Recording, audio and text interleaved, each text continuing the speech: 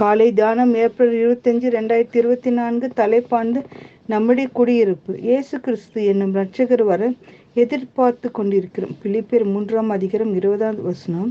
Italy தேச தளபதி பலத்த யுத்தத்தில் பெற்ற வெற்றிக்கு பின் தன் படையினரை தாய் நாட்டுக்கு நடத்தி கொண்டு வந்தான்.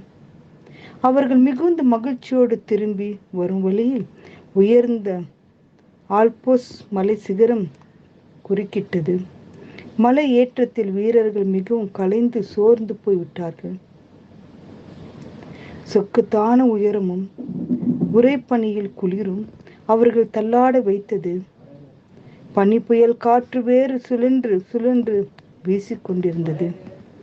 இனி அவர்கள் ஏற மாட்டார்கள், அப்படியே நின்று விடுவார்கள் என்று அறிந்த அந்த தளபதி அவர்களை உற்சாகப்படுத்தும்படி, அருமை வீரர்களே, இந்த சிறிய அல்போன்ஸ் மலை சிகரத்தில் பின்னால் நம்மாக அழகிய இத்தாலி தேசம் உங்களுக்காக மகிழ்ச்சியுடன் காத்து கொண்டிருக்கிறது என்றால் பெருமையுடன் இந்த வார்த்தைகள் வீரர்கள் உள்ளத்தில் தீப்பெரியாய் உற்சாகமாய் ஊற்றினது.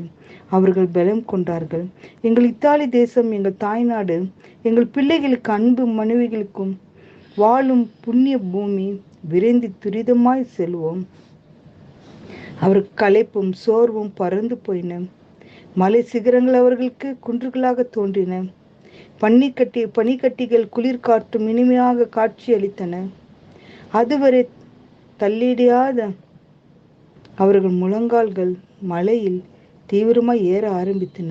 அவர்கள் தங்கள் குடும்பங்களை வந்து சந்திக்க போது அவர்கள் மகிழ்ச்சி செல்வமும் வேண்டுமே. அப்படியே பரலோக நினைவுகள் நம்மை பரவசப்படுத்துகின்றன. சோர்வுகள் அகன்று புதுபலன் கொடுக்கின்றன. பரலோகமே என் சொந்தமே, நம்முடைய பரம பிதா அங்கே இருக்கிறார்.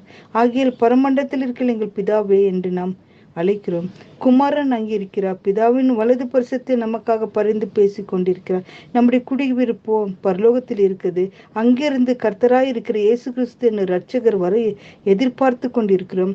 ஆண்டவர் சொன்ன வல்லமையான வாக்குறுதி என்னவென்றால், நான் போய் உங்களுக்கு ஸ்தலத்தை ஆயத்த பண்ண பின்பு நான் இருக்கிற இடத்திலே நீங்களும் இருக்கும்படி நான் மறுபடியும் வந்து உங்களை இடத்தில் சேர்த்து கொள்வேன்.